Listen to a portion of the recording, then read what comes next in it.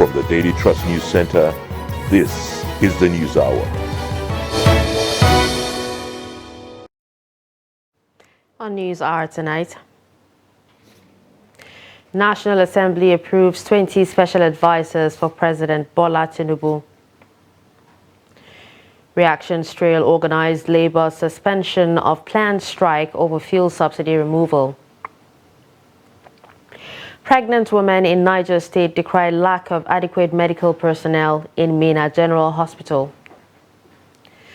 And on the foreign scene, Ethiopia rejects Human Rights Watch report of ethnic cleansing in Western Tigray. Hello and welcome to News Hour on Trust TV. I'm Darshan Husseina Usman. Now the news in detail. Senate on Tuesday at plenary gave expeditious approval to a request by President Bola Tinubu to appoint 20 special advisors. Tinubu's request was earlier contained in a letter read by Senate President Ahmed Lawan. In the request, Tinubu did not list the names of the 20 special advisors to be appointed. But after the president's letter was read, Senate gave expeditious approval to the request. Lawan said it was of utmost urgency that the president has his team to work with.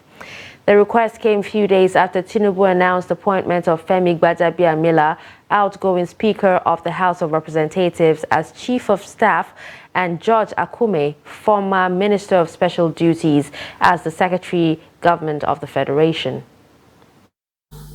We feel that this is something that is of utmost urgency. He wants to appoint his advisors, but he needs our approval here. And therefore, we should do that for him to be able to probably today or tomorrow announce his appointees, special advisors. So those in favor of the motion moved by the Senate leader and seconded by the minority leader that the Senate approves the request of Mr. President C&C for his request on the 20 special advisors. Say aye. Aye. Those against say nay. The ayes have it.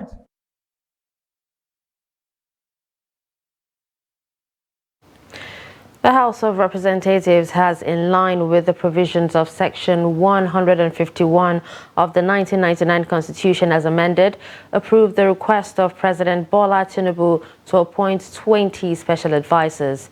The communication containing the request was read during plenary Tuesday and was subsequently approved. The report. The House also commended the Nigeria Labour Congress (NLC) for accepting to continue to dialogue with the federal government against its earlier planned strike over the removal of subsidy on premium motor spirit.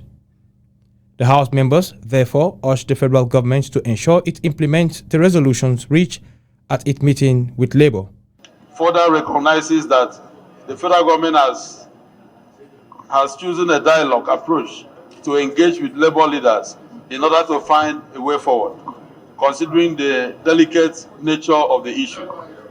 Believes that dialogue is the preferred option over confrontational stance by labor unions, as it offers the opportunity for fruitful deliberations, compromise, and a peaceful resolution of the issue at hand.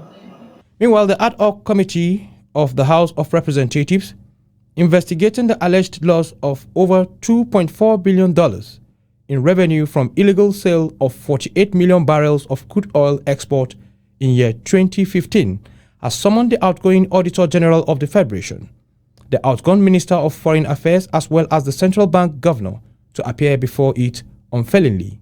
The committee chairman, Mark Biller, hands down the summon while threatening to issue warrants of arrest on Managing Director of Exxon Mobil Company for refusing to appear before the committee despite the repeated invitations.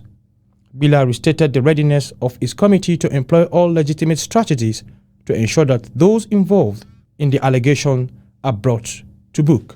So it is important that BIS Plus and GSCA realize the committee is waiting for their appearance. Otherwise, as is within the power of the House, even though we have a few days to exit for the new House to take over, we can still issue a warrant of arrest, a bench warrant, to compel the attendance of BIS Plus and GSCL and the governor of the central bank to appear to explain why 32.5 billion was paid to two companies on the same day, and these monies were withdrawn in less than 2 months without any record of the engagement by the federal government for any services that were provided.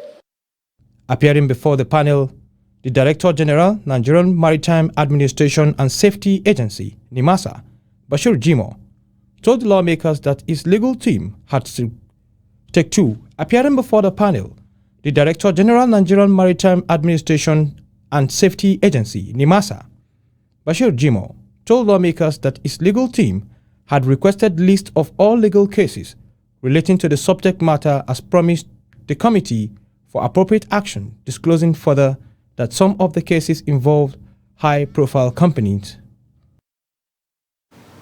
Suspension of the planned strike by the Nigeria Labour Congress against the removal of fuel subsidy is generating reactions from residents of Kaduna.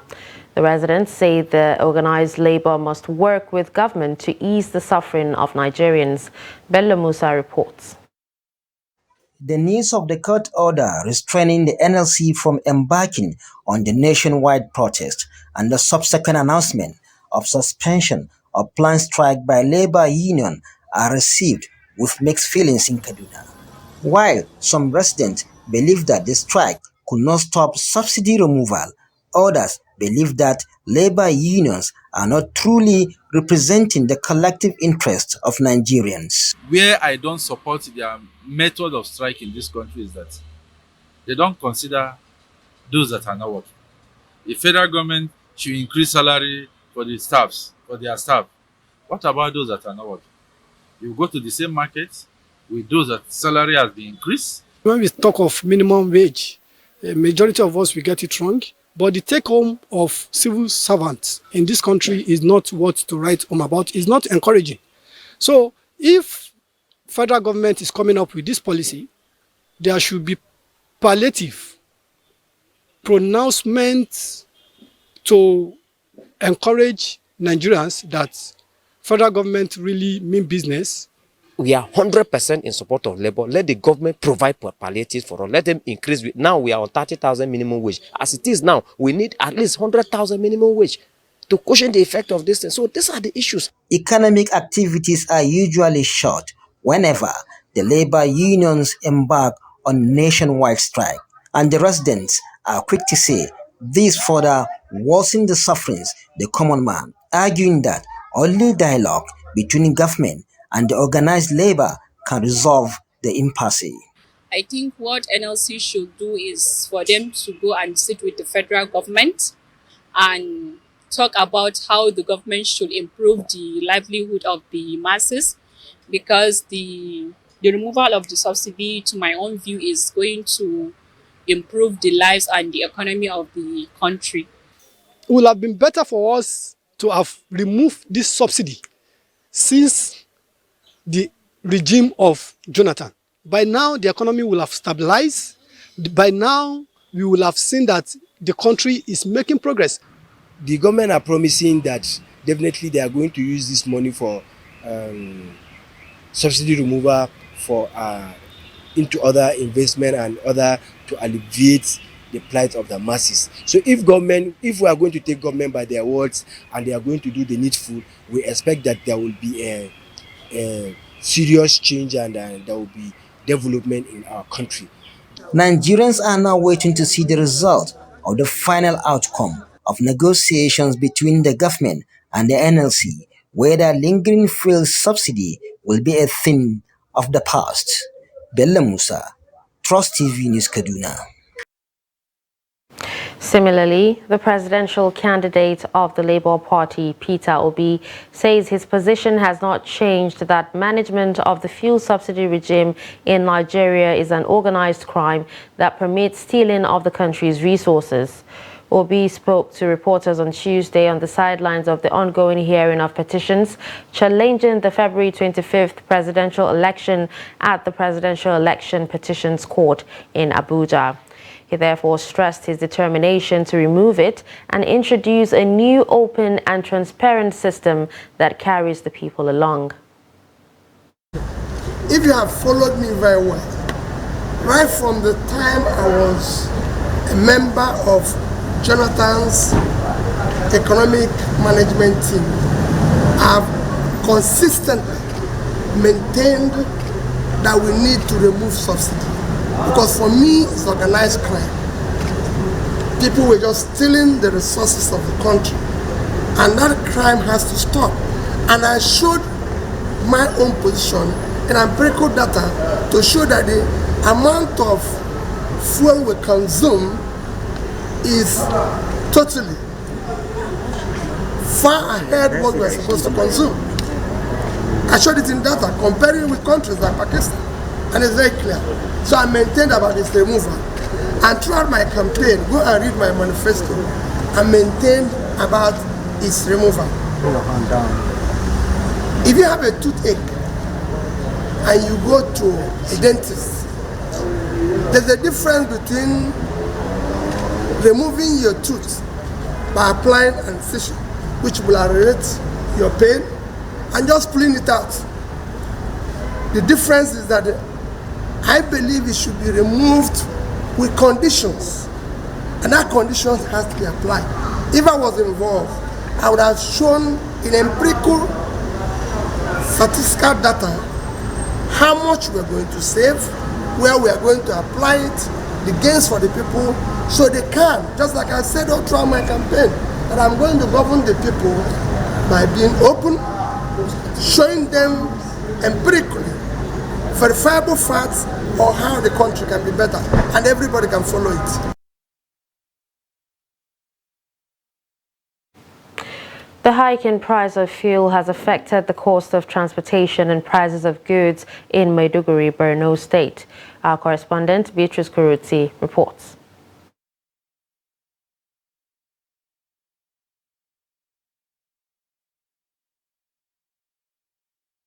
It's a free flow of traffic in Maiduguri metropolis as motorists move freely within major streets of the city. Today's free vehicular movement is connected to the hike in price of fuel. Some fuel stations are selling as high as 600 naira per litre. The increment has tripled transport fares, and some commercial tricycle riders said it is difficult to make profit daily.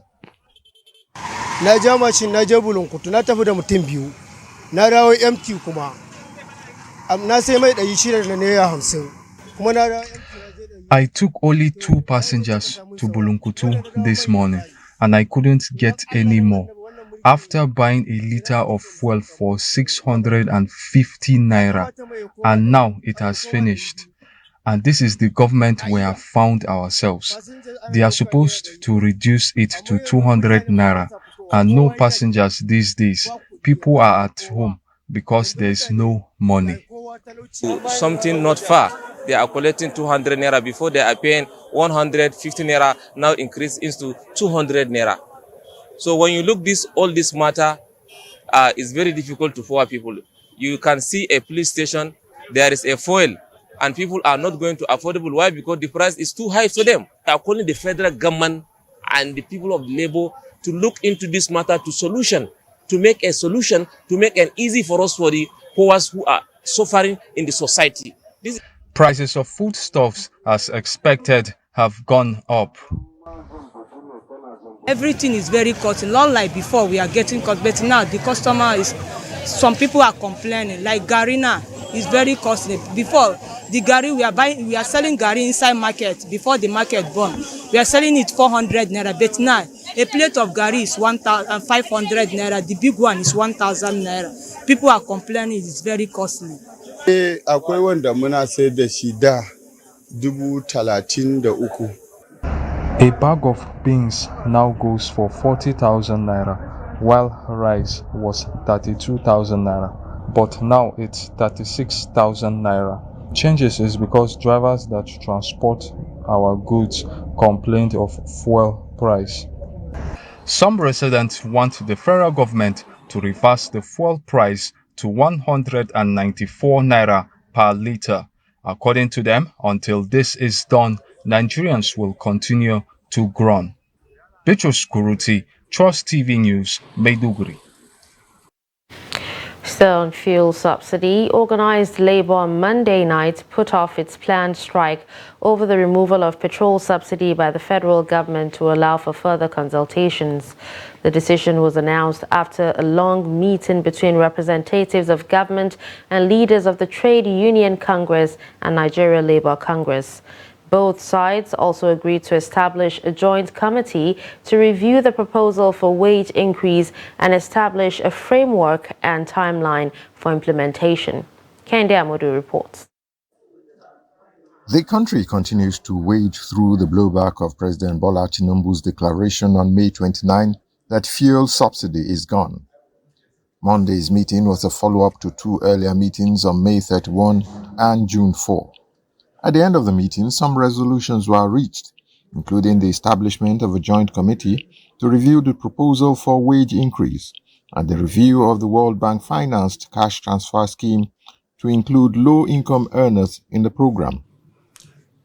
As you are aware, the $800 million loan did not really capture the low-income government workers. So we basically will be talking about how to include them in that scheme. What is paramount is that for now, the strike has been put on hold. The parties agreed as follows. 1, the NLC is to suspend the notice of strike forthwith to enable further consultations. Both sides have agreed to certain long-term processes: the revival of the compressed natural gas conversion program, the establishment of a framework for completion of the rehabilitation of the nation's refineries, and review of issues hindering effective delivery in the education sector. The federal government is also expected to provide a framework for the maintenance of roads and expansion of rail networks across the country. And we from Labour, all we want to encourage government is to take this seriously, because this government is just coming in. This may be the first agreement that is being signed by this government that was inaugurated on May 29 by the President Tinubu's administration. So I want us to commit to get these issues resolved as soon as possible. It would seem the demand for the pump price of fuel to return to status quo has been shelved. Labour is even looking at cheaper alternatives of energy. Deposit here can sustain the country for the next 500 years. You see, clean energy, eco-friendly, and cheaper.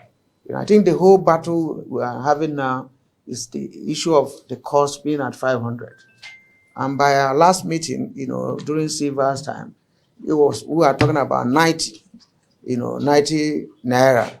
So if this government achieves an option or alternative that is even under 90 or 120 or whatever, I think every one of you will be clapping for them. Meanwhile, the TUC and NLC will continue to engage the federal government to ensure closure on these resolutions. From State House Abuja, Kende Amodu, Trust TV News.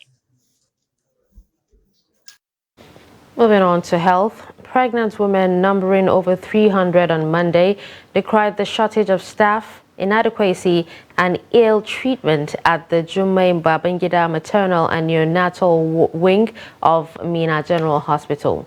The women said they spend hours in the hospital without being attended to due to lack of manpower. The report. Jummai Babangida Maternal and Neonatal Wing of Mina General Hospital reportedly receives not fewer than 300 pregnant women seeking antenatal services on a daily basis. But despite this huge population, the hospital reportedly has only 4 doctors, out of which 2 are consultants. Some of the women said they came to hospital as early as 5 a.m. without getting to see the doctor due to overpopulation, as the same doctors also needed to attend to those in labor wards. The first time I came to register, it was very okay. But the issue that we have here, there are no doctors. Because the last time I came, it's only 2 doctors. And have to share us, and it was around after 2 to 3, I left home. So we are lacking doctors here, actually, because they are not much. You hear today, they will say it's only 2 doctors, so it's 40 people we are collecting. What will you do to other people that came? But if we have enough doctors, they'll be able to attend to everybody. We are all here for the same issue. Doctor used to come from 12. If doctor comes from 12, it depends on the complaint that you lay to the doctor. Sometimes I will go home from here 1, sometimes 2. One of the hospital staff who spoke on condition of anonymity told Trust TV that none of them had gone on leave in the last 1 year due to shortage of doctors and nurses at the hospital. Trust TV gathered that the hospital before now had 18 doctors but only boasts 6 now, while 2 are consultants who do not come to work every day. Effort to get the Permanent Secretary, Ministry of Health, Muhammad Ghana, to speak was not successful. When our correspondent visited the ministry, he was said to be away on an engagement. A federal high court in Abuja has dismissed the suit instituted by residents of Federal Capital Territory seeking to stop the inauguration of Bola Tinubu as president over his lack of 25% votes in FCT. Justice Inyang Ekwo on Tuesday also awarded the sum of 20 million naira in cost against the FCT resident's lawyer, Chuks Nwachukwu, for engaging in professional misconduct in instituting a frivolous suit. The court held that the application lacked the local standard to bring the action. The applicants, David Aondova Adza, Jeffrey Oheobe Uche, Osang Paul, and Chibuike Nwachukwu, brought the ex parte motion against the Attorney General of the Federation and the Chief Justice of Nigeria over the matter. But in his ruling on Tuesday, Justice Ekwo said the residents and voters failed to demonstrate to the court that similar subject is not pending before the Presidential Election Petition Tribunal, which proceedings are ongoing. Justice Ekwo consequently ordered the lawyer to pay the Attorney General of the Federation and Chief Justice of Nigeria, listed as first and second defendants in the case, the sum of 10 million naira each. The People's Democratic Party has blamed the Independent National Electoral Commission for failing to provide the needed documents to pursue its case before the Presidential Election Petition Tribunal. Noel Sampson, who covers the day's proceedings, reports. PDP counsel Eita Ojegede told the court that he intended to tender documents, including Form EC8Bs of 21 local government areas in Kogi State, but INEC has only given the party's legal team 10. And we have gotten some. We have not gotten the others. And we have issued the normal processes to compel them to produce these documents. Once we have them, we proceed. But we're comfortable with the speed at which we are going. And we are paid fully for it. Thank you. There are INEC forms. There are INEC forms specifically that were used in the election. Counsel to Labour Party Ben Anachibe also gives further explanation of what transpired in court. Polling unit results have been admitted in evidence completely for the states we are challenging, same as from EC8Bs, which is what the election results. The other one that is outstanding will be the Cs and Ds, which will tender tomorrow. So for us, it's moving as planned. From tomorrow, we tender the remaining thing and then we'll proceed to expert evidence. All the evidence for Labour Party is going in smooth. They are all going in smoothly. What is outstanding is quite is getting fewer by the day, except for the ones that INEC has not availed us. For example, one of which is the beavers, access to beavers. So beyond that, everything is going in. No matter the effort are trying to either delay or confuse us, we are focused on the ball. Proceedings have been adjourned to Wednesday for continuation of hearing. Noel Sampson, Trust TV News, Abuja. Thank you, Noel Sampson, for that report. Now, still on court matters, governors and State Assembly Elections Petitions Tribunal has commenced pre-trial session in the case filed by People's Democratic Party governorship candidate Isa Ashiru against election of Ubasani of the All Progressives Congress as governor of Kaduna State to chart a direction of the trial. Here's the report. Before commencement of trial, the tribunal usually gives opportunities to parties in the dispute to harmonize positions on issues to be determined and documents to be tendered as exhibit, as well as number of witnesses to be presented. What transpired today is what is called a pre-hearing session. It's normally a clearinghouse to chart a course or a direction for the trial of the petition. So you were in court, and you must have seen that each side have stated the number of witnesses it intends calling.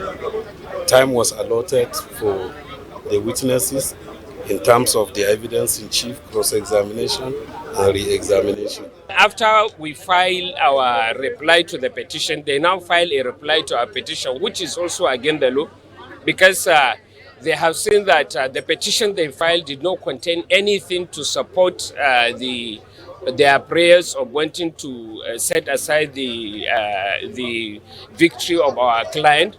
So we also ask the court now to strike out that reply. We have also informed the court that we have another application that we filed to seek the dismissal of their petition even at the preliminary stage. The court directed that all interlocutory application be filed before the close down of work on Wednesday, saying that the court is time-bound. The tribunal adjourned sitting to 15 June for the continuation of the pre-trial session. Bello Musa, Trust TV News, Kaduna. The Plateau State chapter of the National Councilors Forum of Nigeria has rejected the suspension of the 17 local government chairmen and their councillors by the state governor, Caleb Mutfwang.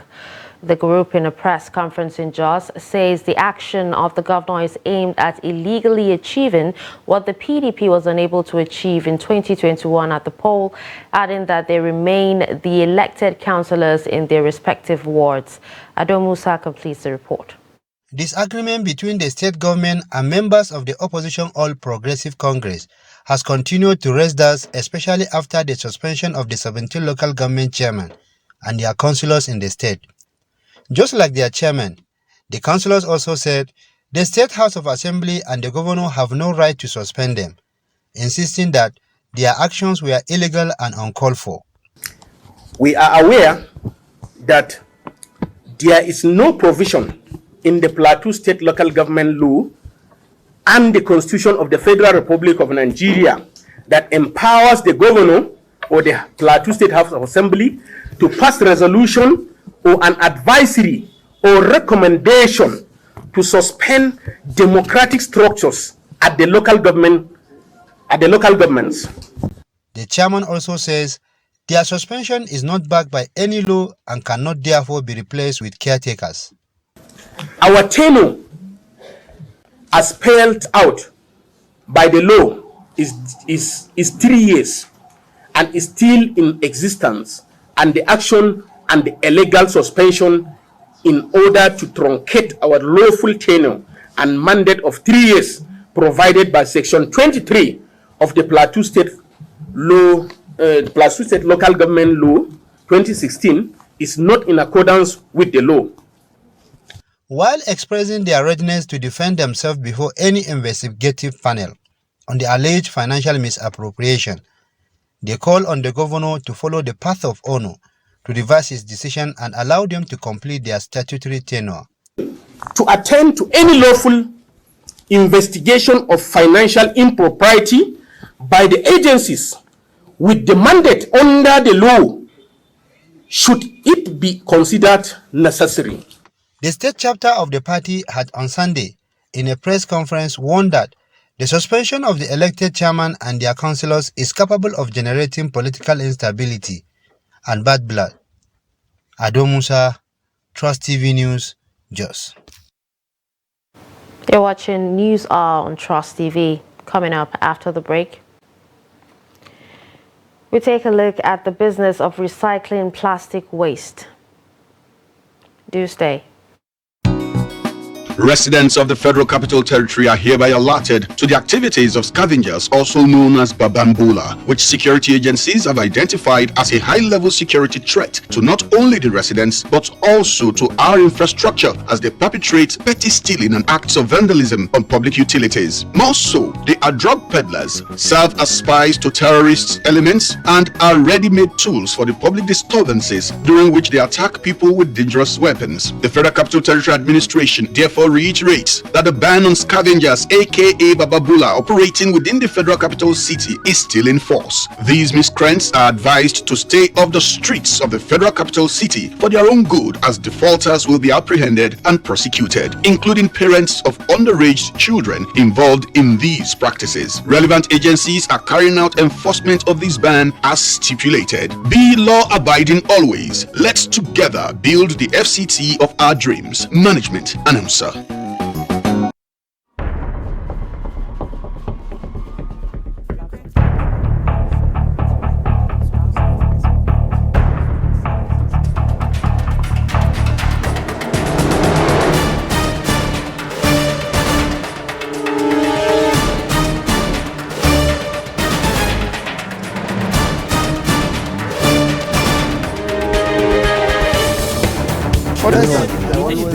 That's great. It's good to see you.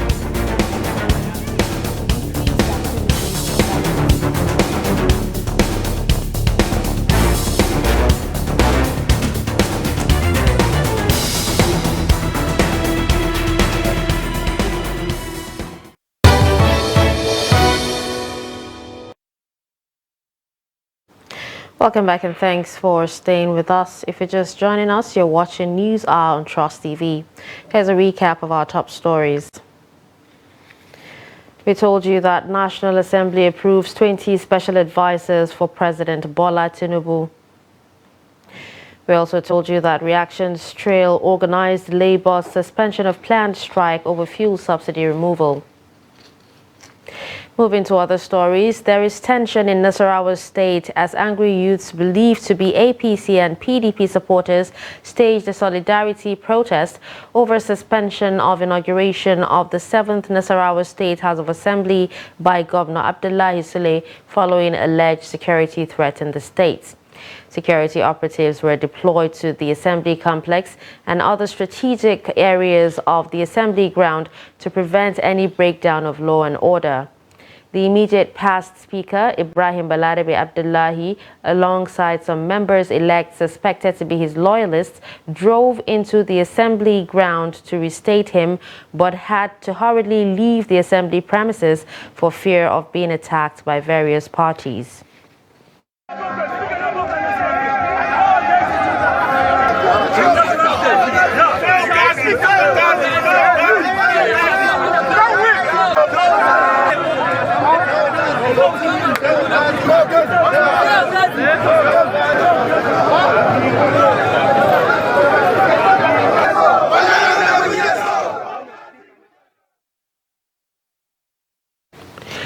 Lawmaker-elect representing Kano South Senatorial District under the platform of the New Nigerian People's Party, Senator Sumaila Kawu, has frowned upon the imposition of principal and presiding officers in the 10th National Assembly.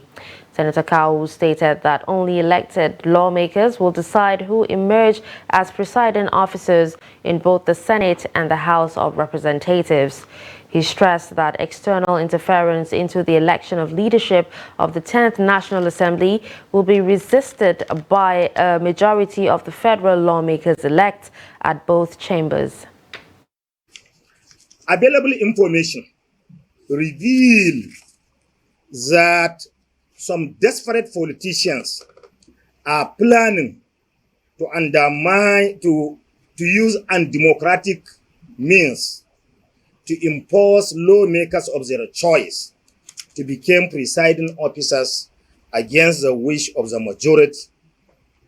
This move is undemocratic, unacceptable, and dangerous to our democracy, as well as the nation as whole, which I am urging you as a critical stakeholders in the political development of Nigeria to join hands with us in fighting imposition, fighting impunity, fighting any undemocratic tendency which undermine the constitution and the psyche of Nigerians. The Independent National Electoral Commission has released the final list of candidates for the November 11 governorship election in Kogi, Bayelsa and Imo states. INEC National Commissioner and Chairman of the Information and Voter Education Committee, Festus Okoye, said the approval of the list followed a meeting held by the Commission on Tuesday in Abuja. According to the statement, all 18 political parties nominated candidates in Kogi, 17 in Bayelsa and 16 in Imo states.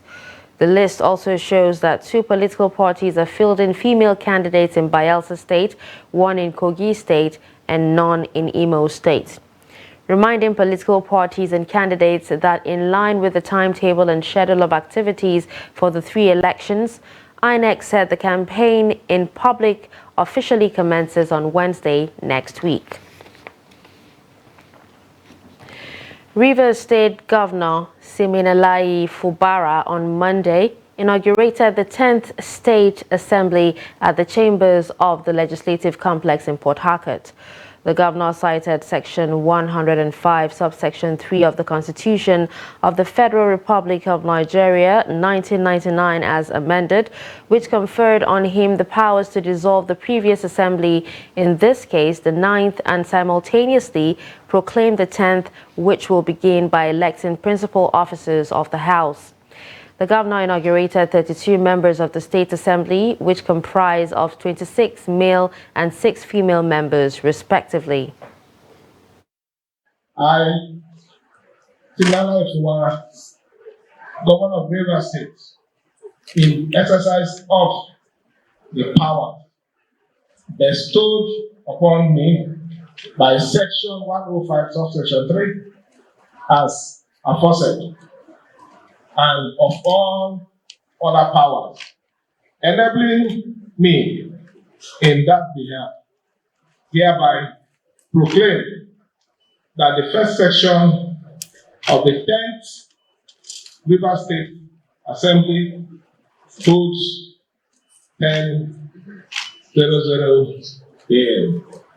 on this day, Monday the 5th June 2023. I hereby declare the House inaugurated.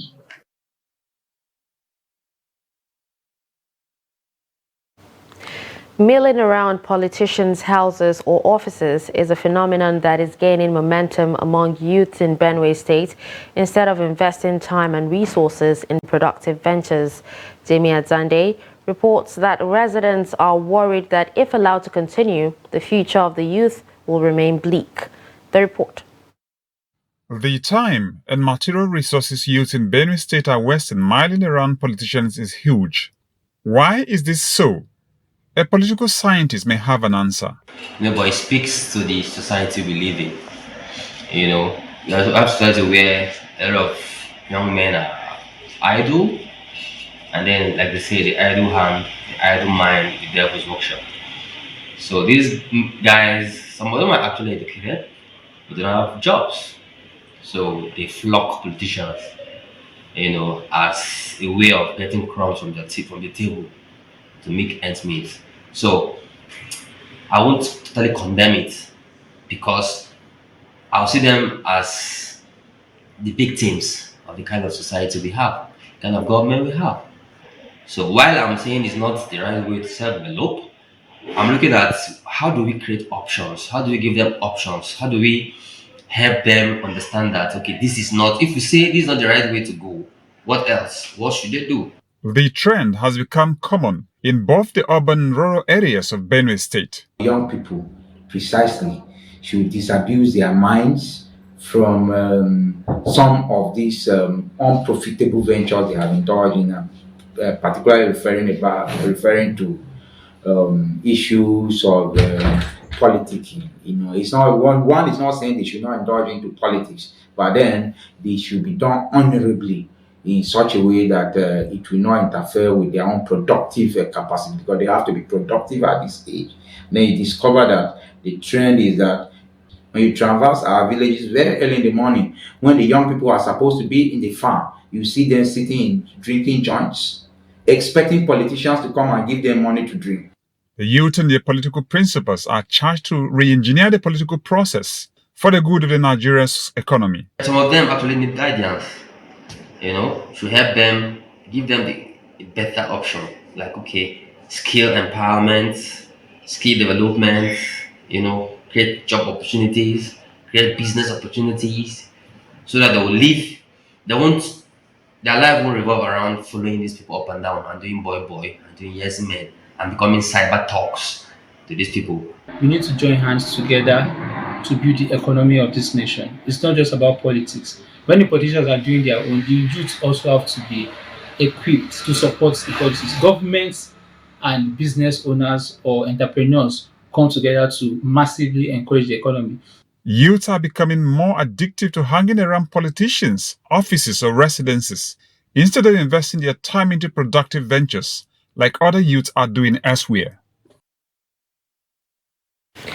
Now on security, the Gombe State Command of the Nigerian Police says it has arrested 6 suspects over alleged possession of human bones, fraud, shop break-in and motorcycle theft.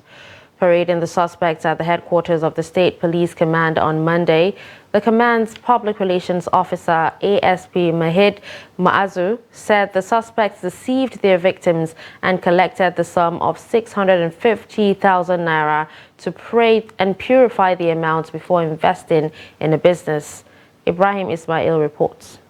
Isa Musa and Yusuf Haladu, who hail from Bali LGA of Taraba State, are victims of suspected fraudsters. One of them, Alhaji Awal, is now at large. The suspects were alleged to have collected the sum of 650,000 naira, claiming to pray for their victims to witness success in their businesses. That these suspects criminally conspired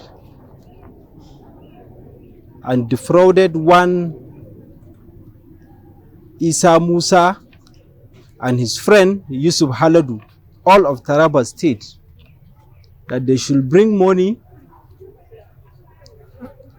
so that they can pray for them to have double the money, of which they fall into their trap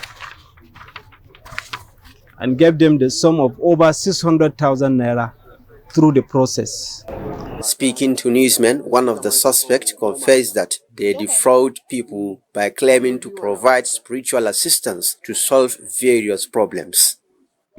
Ina bincike neman abinci. Kamar neman abinci ka son almajiri dole ne wani yayi masa kuka sai ka ce za ka yi masa bincike. I am almajiri, struggling to put food on the table.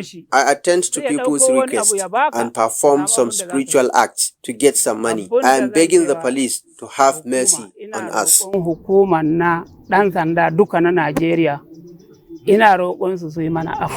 of the victims, who lost the sum of 650,000 naira to the suspected ritualist, narrates his ordeal. Ina koyar da yara irin makarantar Islam din nan. To a wurin din sai ga wannan din ina yawan sayan inji, ina dan samun damuwa injin ne. Sai ce masa cewa ina da wani malamin sa wanda ina nan ina ma mutane addu'a, wanda ina yi din addu'a, wanda idan koda injin ka dai ina samun damuwa, ko iya injin ma zaka iya masa, zai iya masa addu'a, ko kuɗi ne yana samun damuwa, to idan ka sai abu da wannan kuɗin zai iya samun damuwa, to a wannan kuɗin idan maka addu'a in Allah da duk abun da ka saya bai zai lalace ba. The police also arrested 2 other men for allegedly burgling a shop and stealing a motorcycle. According to the command's public relations officer, the suspects will be charged to court as soon as the police conclude their investigations. Ibrahim Ismail, Trust TV News, Gombe. Farmers in Nigeria have lamented the continuous effect of the 2022 floods, which ravaged farmlands in parts of the country and left over 2 million Nigerians grappling with its severe impact on their sources of livelihood. They now are calling on the federal government to fully implement the Flood Emergency Intervention Program initiative, the Anchor Borrowers Program of the Central Bank of Nigeria for smallholder farmers, and provide adequate access to quality and affordable farm inputs. The report. With the commencement of the rainy season and effect of the recent fuel subsidy removal on food items and commodities in the market, the Forum for Agricultural Commodities Association say progress made in production of food commodities for food security and import substitution are being reversed rapidly. Hence, deliberate efforts must be made to stop the trend and put agriculture on the right trajectory for economic growth. Despite many gains of the Anchor Borrowers Program of the Central Bank of Nigeria, the program is now near marathon, as no smallholder farmer or medium-scale farmer have access to funding under Anchor Borrowers Program since 2020. Said the devastating flood has robbed them of even the little that they could have had, from their small efforts, through their little savings and whatever they could scavenge. Now another rain is here. They never got compensated earlier, and there is no efforts at all being made to support them. They believe that the contribution of farmers in rural communities towards providing and promoting agricultural growth cannot be overemphasized, even amid current setbacks. Like as of today, a bag of fertilizer is 50,000, and most of the small-scale women farmers at the rural areas, they can't afford that. Transportation is really high. Food has triggered high. It is a collective task that must be dispassionately pursued, as the consequences of a food crisis could spell doom on the nation and dwarf the cumulative of all security challenges as we are currently grappling with. Stakeholders are optimistic that the myriad of challenges that face the agricultural sector, like lack of access to affordable finance, unavailability of quality and affordable inputs, high post-harvest losses, fragmented and unstructured markets, and the dangers associated with negative climate change, among others, if managed and addressed properly, will make way for food security in the country. Aisha Salihu, Trust TV News, Abuja. Thank you, Aisha Salihu. Now, at least 1 million plastic bottles are used every minute globally, raising environmental concerns. In Nigeria, millions of tons of plastic waste generated every year are being recycled, thereby creating wealth for those involved in the business. Jamil Mabe tells a story of youth participation in plastic waste business. Nicely parked plastic waste have become a common sight in the streets of Katsina. Ali, a retail dealer, has set up a plastic waste collection point at strategic places, ready for pickup by other dealers. We buy from children who hand-picked them for us or at any occasion. We buy anything that can be recycled and processed. We bring them here for processing before we hand them over to recycling companies. Back to another finished product. What started as a means of survival for one person has now grown to cater for 20 people in a state battling poverty and insecurity. Every minute, 1 million plastic bottles are sold globally, leading to a vast plastic waste explosion. This only part of rubber water. You not talk of polythene bags, polythene sachet water, and what have you. If you talk about that, you see thousands, millions tons are being used as debris, as plastic debris annually. So the worst part of the plastic waste is that it affects our farming system because it kills the microorganisms that live in our farms. Without microorganisms, you can never get a nutritional soil that will give you good yield during the harvest. Millions of tons of plastic waste end up in our oceans, rivers, and landfills every year. Ali's business is turning plastic waste into wealth. His success highlights the growing demand for sustainable solutions and the important role small businesses can play in creating a more sustainable future. The leftover plastic waste are left on the soil, impacting the soil negatively since they hardly decompose. If people get the right awareness, they will start packaging plastic waste for pickup. At the end, it might generate income for them, no matter how little. Once seen as just a pile of mere rubbish, the rise in the indiscriminate and the careless use of plastic is gradually becoming an epidemic, not only to humans, but the environment. Jamil Mabai, Trust TV News, Katsina. You're still watching News Hour on Trust TV. The news will continue shortly.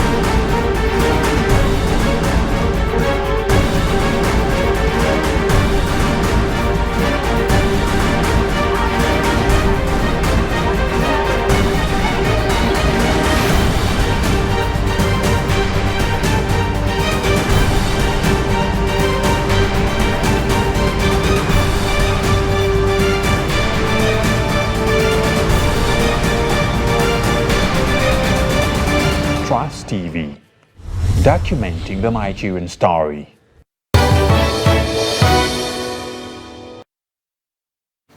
Welcome back. The area controller Ogun 1 Command, Bamidele Makinde, has reacted to the viral video showcased online with the information on Idiroko border opening. Makinde told newsmen in Abeokuta on Tuesday that the clip is an old video recorded on April last year. He added that the Idiroko land border was opened last year for legitimate business, but that the remaining border posts in Ogun State remain closed. We just have a new administration. A new administration will come with its own policies. So there shouldn't be any misconception. We have a new administration, and what we are just public servants. We implement policies. Whatever Abuja says, we do. So Idiroko is open 24/7. But other border stations, we have not had. Fine. Okay, fine. We have not had the notation to open. If you do business in all those other places, we will seize vehicles. Those vehicles you are seeing on the ground, they came in through honorables.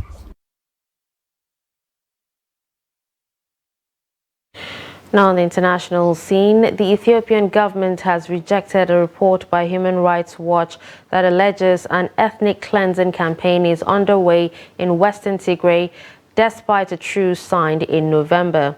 Ethiopia's government communication service said in a statement on Tuesday that the allegation attempts to undermine peaceful coexistence and fuel inter-ethnic conflict and obstructs the national efforts for peace and reconciliation. The war, which broke out in November 2020, has pitted regional forces from Tigray against Ethiopia's federal army and its allies, including forces from other regions and neighboring Eritrea.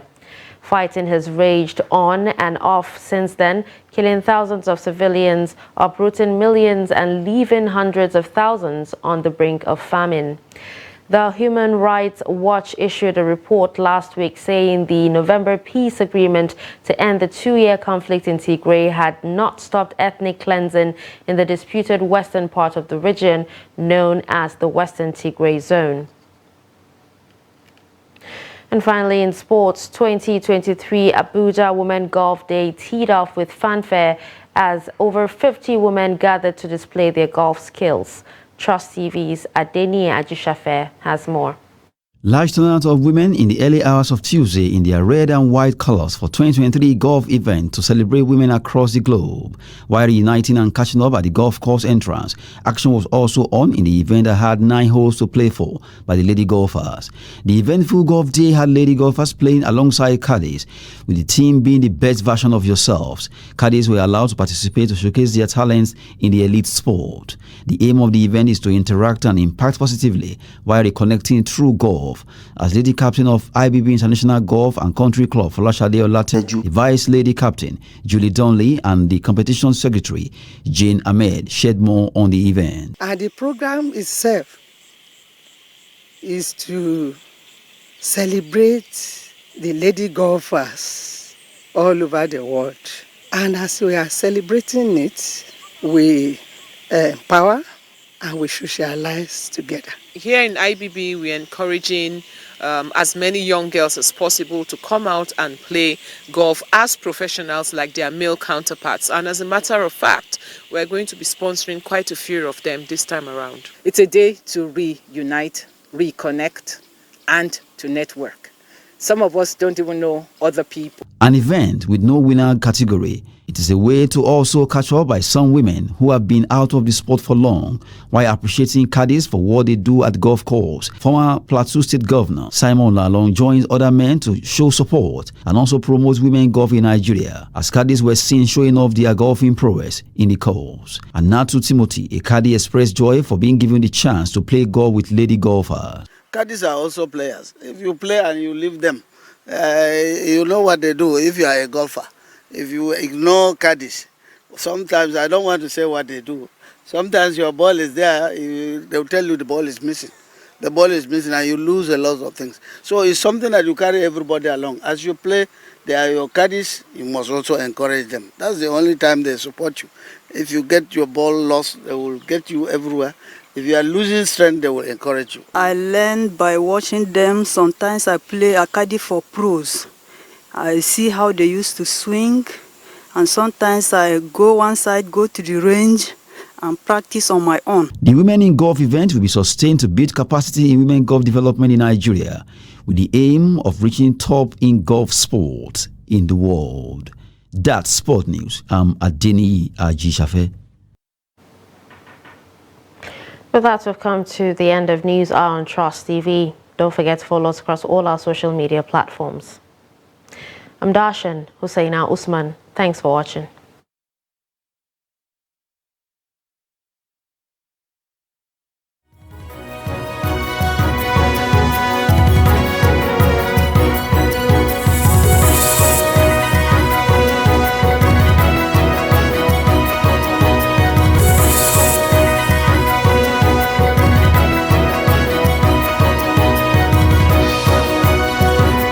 From the Daily Trust News Center, this is the News Hour.